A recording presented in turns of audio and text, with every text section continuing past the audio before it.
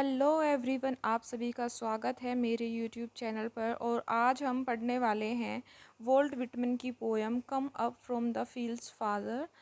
Vault Whitman जो कि American poet हैं, इनकी यह पोयम है। और आज की वीडियो में हम डिटेल्ड एक्सप्लेनेशन करेंगे और कल जो नेक्स्ट पार्ट आएगा, पार्ट सेकंड, उस वीडियो में हम इसी पोयम के क्वेश्चन एंड आंसर्स जो हैं वो करने वाले हैं।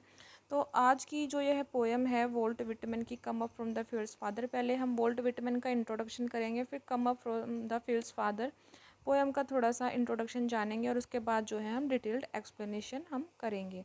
ठीक है, ऐसे करने वाले हैं हम। ठीक है, तो सबसे पहले वॉल्ट विटमन के बारे में बात करते हैं। जो वॉल्ट विटमन है वो अमेरिकन पोइट हैं और अमेरिका में लॉन्ग आइलैंड नामक जो स्थान है, इन पर इनका 1819 में जो है जन्म हुआ था। ठीक है, और इनका जो जन्म है वो एक देहात में हुआ था। ठीक है, बट फिर बी विटमन ने अपना जो मोस्टली टाइम है वो न्यूयॉर्क सिटी में स्पेंड किया था। और इनकी जो शिक्षा है वो फॉर्मल जो एजुकेशन थी वो बहुत लिटिल छोटी सी हुई थी, मतलब बहुत कम प्राप्त हुई थी इन्हें। और विटमन का जो अमेरिका के जीवन के कई पहलुओं का जो है डायरेक्ट एक्सपीरियंस था। उस जो ये वॉल्ट विटमन हैं, इन्होंने इस जीवन का वर्णन अपनी जो पोएम्स हैं उनमें किया। ये प्रजातंत्र के कट्टर समर्थक थे। प्रजातंत्र मतलब कि डेमोक्रेसी। ठीक है, इन्होंने एडवोकेट किया आज़ादी को, फ्रीडम, इक्वेलिटी एंड फैटर्निटी। ठीक है, क्या इक्वलिटी,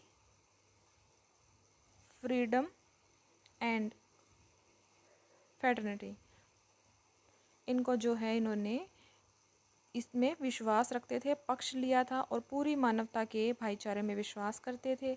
विटमन ने जो फ्यूडल ट्रेडिशंस हैं उनको जो है तोड़ा, उनके नाते को, और प्रजातांत्रिक कविता लिखी। ऐसी कविता जो सामान्य व्यक्ति को ऊंचा दर्जा प्रदान करती हैं, और उनकी सभी कविताएं जो हैं साधारण व्यक्ति की साधारण भाषा में ही लिखी गई हैं। तो ठीक है, वॉल्ट विटमन के बारे में हमने ये जाना कि 1819 में इनका जन्म हुआ था एक देहात एरिया में, बट ये न्यूयॉर्क सिटी में रहे थे। ये अमेरिकन पोइट है, फॉर्मल एजुकेशन की बहुत कम हुई थी। इनको जो है लाइफ के, अमेरिकन लाइफ के डिफरेंट आस्पेक्ट का डायरेक्ट एक्सपीरियंस था। इनकी जो पोइट्री में है हम देख सकते हैं डेमोक्रेसी है, और ये इन्होंने जो है फ्रीडम, इक्वेलिटी एंड फैटर्निटी को जो है का जो पक्ष लिया था, एडवोकेट किया था। ब्रदरहुड की भावना में ये विश्वास रखते थे, और इन्होंने साधारण व्यक्ति की साधारण भाषा को प्रयोग करके कविताएं लिखी थी। ठीक है, ये हमने वॉल्ट विटमन के बारे में जाना। अब हम जो हैं वो पढ़ते हैं कम up from the fields father poem के बारे में। वॉल्ट विटमन की जो बेस्ट नोन पोएम्स हैं उनमें से एक है ये एंटी वॉर पोएम, आप इसे कह सकते हैं। और यह जो पोएम है वह जो अमेरिका में सिविल वॉर, गृह युद्ध हुआ था, उससे उत्पन्न जो घृणा हुई थी उसके बारे में जो है पर्सनल एक्सपीरियंस को जो है हमारे सामने प्रस्तुत करता है, उन पर आधारित है। वॉल्ट विटमन ने जो ये सिविल वॉर हुई थी उसके दौरान स्वयं सेवक सैनिकों के रूप में काम किया, और उसने युद्ध की जो ये इतनी क्रूरता हुई थी, इतनी ब्रूटलिटी, हॉरर्स हुए थे, उन सबको बहुत नज़दीक से देखा था।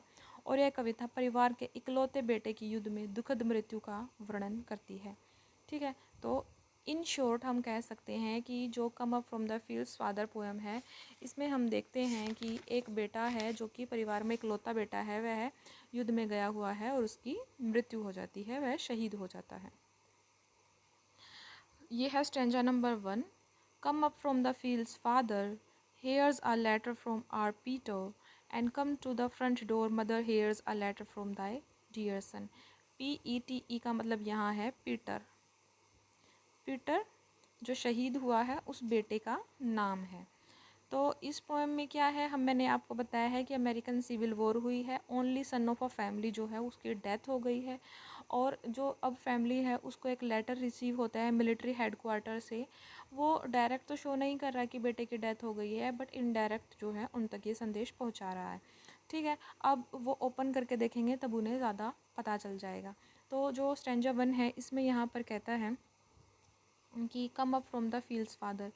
जो जवान शहीद हुआ है उसकी जो बहन है वो अपने फादर को कहती है कि फादर, पिताजी, आप खेत से जल्दी से बाहर आ जाइए, क्योंकि उसके फादर जो है खेत में गए हुए हैं, वहाँ से बुलाती है। Here is a letter from our Peter, हमारे प्यारे जो पीटर है उसकी तरफ से जो है हमें पत्र मिला है, इसलिए वह अपने फादर को खेत से बुलाती है। And come to the front door mother, here is a letter from the dear son, और अपनी माता जी जो खेत में पिता खेत में है, माता घर के अंदर है, उनको वहाँ से बुलाती है और बताती है कि भाई पीटर का जो है पत्र आया है। बट लड़की जो है वो ये नहीं जानती कि पत्र में तो उसकी भाई की मृत्यु का दुखद समाचार है। ठीक है, तो फर्स्ट स्टैंजा में बस इतना ही है कि वो अपने माँ बाप को बाहर बुला रही है क्योंकि उसके भाई का जो है पत्र आया है। नेक्स्ट है stanza number second. Lo 'tis autumn, low where the trees deeper green, yellower and redder, cool and sweeten Ohio's villages with leaves fluttering in the moderate wind, where apples ripe in orchard hang, grapes on the trellised vines smell you, the smell of the grapes on the vines smell you, the buckwheat where the bees were lately buzzing, above all, lo the sky so calm, so transparent after the rain, with wondrous clouds below too, and all calm, all visual, vital and beautiful, and the farm prospers well. तो जो second stanza है, यहाँ पर जो है poet जो time दिखा रहे हैं कि कैसा मौसम है, और जब वह अपने फादर और मदर को बुलाती है फर्स्ट स्टेंजा में, और सेकंड स्टेंजा में ये होता है कवि उस समय की बात बता रहा है जब जो ये घटना है घटित हुई है। लोटिस ओटमन, यहाँ ओटमन मतलब कि पतझड़, तो जो यह घटना है पतझड़ है, पतझड़ ऋतु का समय है। और lo where the trees deeper green yellower and redder, जो पेड़ हैं गहरे हरे पीले और ये रेडर लाल हो गए हैं। Cool and sweeten Ohio's villages with leaves fluttering in the moderate wind, तो जो यहाँ पर कहते हैं कि ओहिया गांव में ठंडी हवा बह रही है, और ठंडी की हवा के कारण जो है लीव्स पत्तियाँ जो हैं वो फड़फड़ा रही हैं। Where apples ripe in the orchard hang, बगीचे में पके हुए सेब जो हैं वो लटक रहे हैं। ऑर्चार्ड का मतलब ये होता है कि सेब के जो बगीचा होता है उसे कहते हैं। हैंग मैंने लटका। And grapes on the trellised vine, बेलों पर जो हैं अंगूर लगे हुए हैं। Smell you the smell of the grapes on the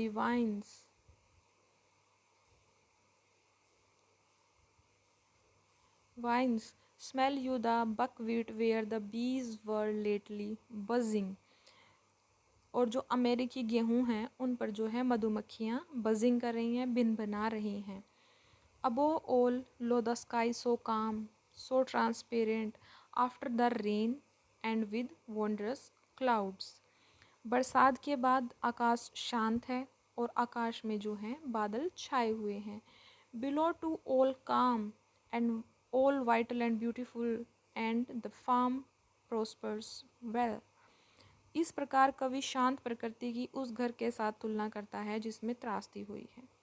तो यहाँ पर जो है पतझड़ ऋतु का समय है, सेकंड स्टेंजा में उस टाइम का बताया गया है जब ये घटना हुई। तो जो है पतझड़ का समय है, जो पेड़ हैं वो पीले गहरे हरे लाल ये हो गए हैं, और जो है हवा तेज़ चल रही है, ठंडी चल रही है, मधुर चल रही है, उसकी वजह से पत्ते हिल रहे हैं। और जो एप्पल्स हैं वो लटके हुए हैं सेब के बगीचे में, बेलों पर अंगूर लगे हुए हैं, और मधुमक्खियाँ जो हैं अमेरिकी गेहूँ पर भिनभिना रही हैं। बरसात हुई है और उसके बाद के जो बादल हैं वो बाद जो आकाश है वो शांत है, आकाश में बादल छाए हुए हैं। इस प्रकार कवि जो है प्रकृति की उस घर के साथ तुलना करता है जिसमें त्रासदी हुई है। नेक्स्ट जो हम बात करेंगे वो करेंगे थर्ड स्टैंजा। थर्ड स्टैंजा जो है शुरू करते हैं। Down in the fields all prospers well, but now from the fields come father, come at the daughter's call, and come to the entry mother to the front door, come right away, fast as she hurries, something ominous, her steps trembling, she does not tarry to smooth her hair nor adjust her cap. तो जो third stanza है, आपने यहाँ पर connect करके देखिए stanza 1 में क्या पढ़ा हमने कि जो बेटी है वो अपने फादर और मदर को बुला रही है। सेकंड स्टेंजा में जो है उन्होंने वहाँ पर जो एनवायरनमेंट है कैसा था और वेदर कैसा था ये बताया था। अब थर्ड स्टेंजा है, थर्ड स्टेंजा में हमें फिर से फर्स्ट स्टेंजा के साथ कनेक्ट किया जा रहा है। Down in the fields all prospers well, इसका मतलब है कि इन पंक्तियों में कवि कहता है कि जो खेत हैं वो फसलों से भरे हुए हैं। But now from the fields come father come at the daughter's call. तो जो बेटी है अपने पिता को बुला रही है, और जब पिता अपनी बेटी की पुकार सुनता है तो वह दौड़ता हुआ आता है अपनी बेटी के बुलाने पर। And come to the entry mother to the front door come right away, और जो उसकी माता है वह भी उसकी आवाज़ सुनकर अंदर से आ जाती है। As fast as she can she hurries, जितना जल्दी हो सकती है वह उतनी शीघ्रता से आती है। Something ominous her steps trembling, something ominous का मतलब है कि उसका हृदय पहले से ही अशुभ विचारों से भरा हुआ है। हर स्टेप्स ट्रेमलिंग मतलब उसके जो पैर हैं, उसके जो कदम हैं वो लड़खड़ा रहे हैं। ठीक है, लड़खड़ा रहे हैं। She does not tarry to smooth her hair nor adjust her cap, ना तो वह अपने बालों का सुलझाने का इंतजार करती है, ना ही वह अपनी टोपी सही करने की परवाह करती है, वह तो दरवाजे पर दौड़ती हुई आती है। तो स्टैंजा थर्ड में यहाँ पर ये दिखाया गया है, ये बताया है पोइट ने कि फर्स्ट स्टैंजा में बेटी ने अपने बाप और माँ को बुलाया था, वो कैसे आते हैं। फादर भी अपनी बेटी की कॉल पर तुरंत दौड़े आते हैं, और जो मदर है वो भी भागी भागी आती है, वो चिंता भी नहीं करती है किसी चीज़ की, ना अपने बालों की ना अपनी कैप की, और दौड़ी दौड़ी आती है। हालांकि उसकी मदर जानती है कि कुछ बुरा है जो वो हुआ है और उसके कदम लड़खड़ा रहे हैं। अब बात करते हैं स्टेंजा 4 की। स्टेंजा 4 समझेंगे। Open the envelope quickly and this is not our son's writing yet his name is signed. Oh, a strange hand writes for our dear son, oh stricken mother soul. All swims before her eyes, flashes with black. She catches the main words only, sentences broken, gunshot wound in the chest. Cavalry skirmish taken to hospital at present low but will soon be better. तो जो fourth stanza है इसमें पहले मैं आपको छोटा सा hint दे देती हूँ कि इसमें जो है वो एनवलप खोलेंगे, उन्हें पता चलेगा कि उनके बेटे को जो है गोली लगी है और वो घायल है। ठीक है, अब पढ़ते हैं डिटेल में। ओपन द एनवेलप क्विकली, जो नौजवान सैनिक की माता है वो पत्र मिलने पर चिंतित है, और जब लिफाफा खोला जाता है और this is not our son's writing yet his name is signed, वह पाती है कि पत्र जो है उनके बेटे के हाथों से नहीं लिखा गया है। O strange writes for our dear son, अब उसका जो हृदय है वो हर प्रकार के अशुभ विचारों से भरा हुआ है। ओ स्ट्रिकन मदर सोल, इसका मतलब है कि उसका जो मन है, उसका जो हृदय है हर प्रकार के अशुभ विचारों से भरा हुआ है, और वह पहचान जाती है ना, क्योंकि उसकी बेटे की रेटिंग नहीं है ये।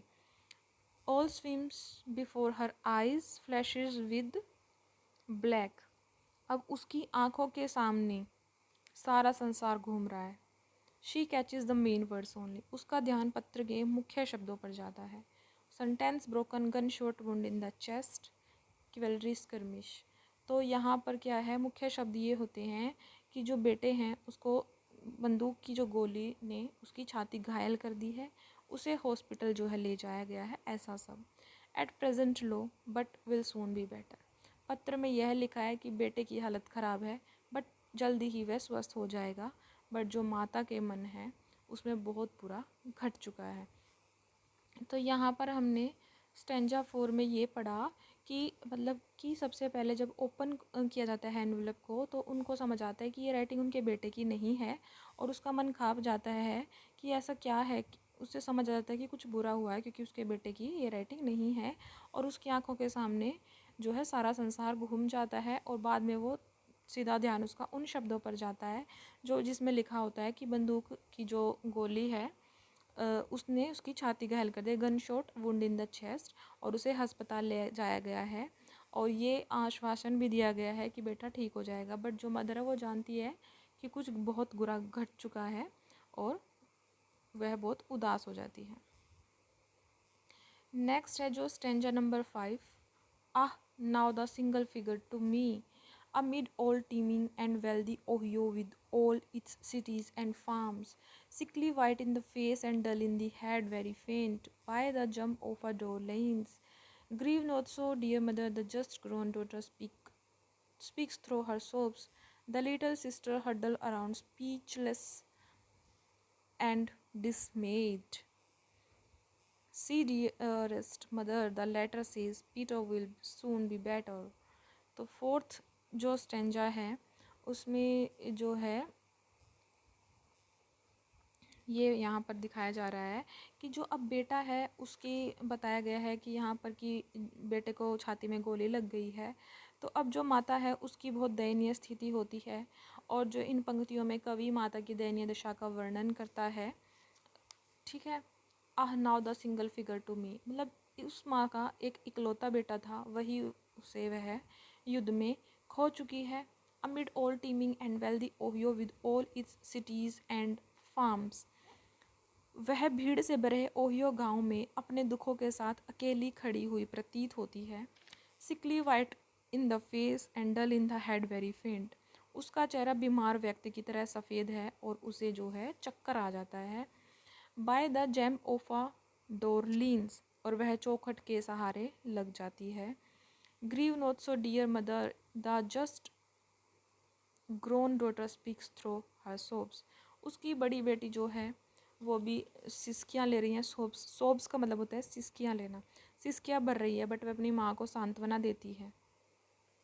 The little sisters huddle around speechless and dismayed. See dearest mother, the letter says Peter will be soon be better. अब जो दूसरी बेटियां हैं वो चारों तरफ सिमट कर चुपचाप खड़ी हो जाती हैं। वे अभी अपनी माता को सांत्वना देने की कोशिश करती हैं। वे उस पत्र के बारे में जिक्र करती हैं कि मदर, जो लेटर है उसमें ये लिखा हुआ है कि पीटर जल्दी ठीक हो जाएगा, बट जो माँ है उसका दिल टूट चुका है। तो यहाँ पर फिफ्थ स्टैंजा में हमने ये पढ़ा, यहाँ पर मतलब जो वोल्ट विटमन ने पोएम लिखी है उस वो हमारे माइंड में ऐसे घूम रही है। इमेजिन कर पा रहे हैं हम कि क्या स्टोरी यहाँ पर चली हुई है कि जो मदर है वो रो रही है। ठीक है, मदर रो रही है। ठीक है, और जो मदर रो रही है तो बड़ी बेटी आती है और अपनी माँ को समझाती है कि माँ आप चिंता मत कीजिए, सब ठीक हो जाएगा। ठीक है, खुद वो भले ही सिसकियाँ भर रही है फिर जो है जो दूसरी बेटियां हैं, जो छोटी बेटी हैं, वो भी आती हैं और वो भी अपनी मदर को कहती हैं कि मदर, लेटर में तो ये लिखा हुआ है ना कि पीटर जल्दी ठीक हो जाएगा, तो आप क्यों टेंशन ले रही हो। बट जो मदर है वो जानती है, उसका दिल जो है बहुत बुरी तरीके से टूट गया है। उसे पता है कि उसका बेटा वापस नहीं आएगा और वो बिल्कुल बीमार व्यक्ति की तरह सफ़ेद दिख रही है और चौखट के सहारे लग जाती है। ठीक है, नेक्स्ट है stanza number 2, alas poor boy he will never be better, nor maybe needs to be better. That brave and simple soul, while they stand at home at the door, he is dead. Already the only son is dead. तो ये last stanza तो नहीं है, last second stanza है। और इस last second stanza में जो जवान लड़कियां हैं अपनी मदर को जो है सांत्वना देती हैं, बट वे जानती हैं कि वह माँ कि उसका बेटा अब कभी स्वस्थ नहीं होगा, ना उसे स्वस्थ होने की ज़रूरत है क्योंकि वो तो मर चुका है। उसका बेटा निष्कपट और बहादुर था, जबकि उसके परिवार के सदस्य दरवाजे पर खड़े हुए हैं। उसका बेटा मर चुका है। और इस प्रकार जो ये पोएम की लाइन्स हैं स्टैंजा 2 की, वो परिवार में जो घटना हुई है उसको दिखा रही हैं कि कैसे इकलौता बेटा मर गया है और परिवार की क्या हालत हो रही है, उस माँ का दिल कैसे टूट गया है। नेक्स्ट है स्टेंजा नंबर 7। स्टेंजा 7 में हम पढ़ते हैं, but the mother needs to be better, she with thin form presently dressed in black, by day her meals untouched, then at night fitfully sleeping, often waking in the midnight, waking, weeping, longing with one deep longing, oh that she might withdraw unnoticed, silent from life, escape and withdraw, to follow, to seek to be with her dear dead son. यह पंक्तियाँ बेटे की मृत्यु के पश्चात माता की दुखद दशा का वर्णन करती हैं। But the mother needs to be better. जो माँ है उसे अपने परिवार के लिए खुद को संभालना होगा। She with in form presently dressed in black. वह जो माता है उसने काले कपड़े पहने हुए हैं। By day her meals untouched then at night. Fitfully sleeping after waking.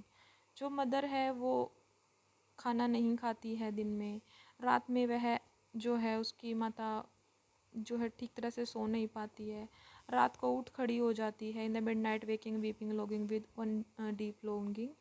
और रात को उठ खड़ी होती है, फूट फूट कर रोने लगती है। और O that she might withdraw unnoticed silent from life escape and withdraw to follow to seek to be with her dead dear dead son. तो यहाँ पर क्या है, वह फूट फूट कर रोती है, वह मरना चाहती है, वह चाहती है कि वह अपने बेटे के साथ जिए, वहाँ रहे, अपने बेटे के साथ रहे। अब उसका बेटा ही नहीं है तो वह नहीं जीना चाहती।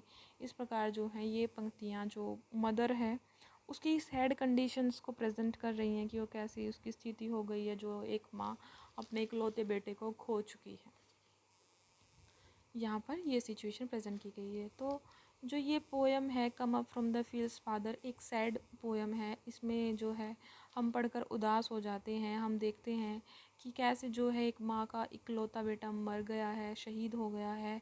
उसकी बेटियाँ वो और उसके फादर कैसे दुखी होते हैं। हालांकि लेटर में लिखा होता है कि जो है बेटा जो है ठीक हो जाएगा, बट वो जानती है कि उसका बेटा अब ज़िंदा नहीं है, वो मर चुका है।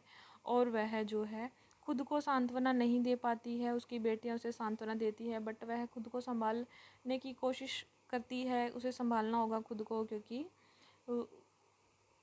उसके उसके पास जो है मतलब बेटियां भी हैं और उसको खुद को संभालना होगा।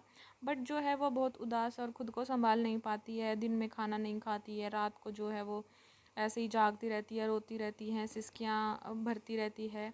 और वह नहीं चाहती कि वह और जिए, वह चाहती है जहाँ उसका बेटा चला गया वह उसी के साथ रहे। इस तरह इस पोएम में जो है कम up from the fields father, title में हम देखते हैं कि फादर को जो है मेंशन किया गया है, बट मेनली यहाँ पर जो है मदर की जो कंडीशन है उसको प्रेजेंट किया है वोल्ट विटमैन ने। ठीक है, अगर आपको मेरी वीडियो अच्छी लगी तो प्लीज़ वीडियो को लाइक शेयर कर देना, कमेंट कर देना, चैनल को सब्सक्राइब कर देना। और इसके बाद नेक्स्ट पार्ट आने वाला है क्वेश्चंस एंड आंसर्स का, वो भी ज़रूर देखना। Thank you so much. Daily video 7:30 बजे अपलोड हो जाती है मेरे चैनल पर। ठीक है, डेली 7:30 PM ये मेरी वीडियो का जो है अपलोड मतलब पोस्ट होती है इस टाइम पर। आप चाहें तो डेली विज़िट कर सकते हैं 7:31 पे, 32 पे। ठीक है, आपको पता लग जाएगा नया टॉपिक क्या आएगा। और अभी के लिए बाय।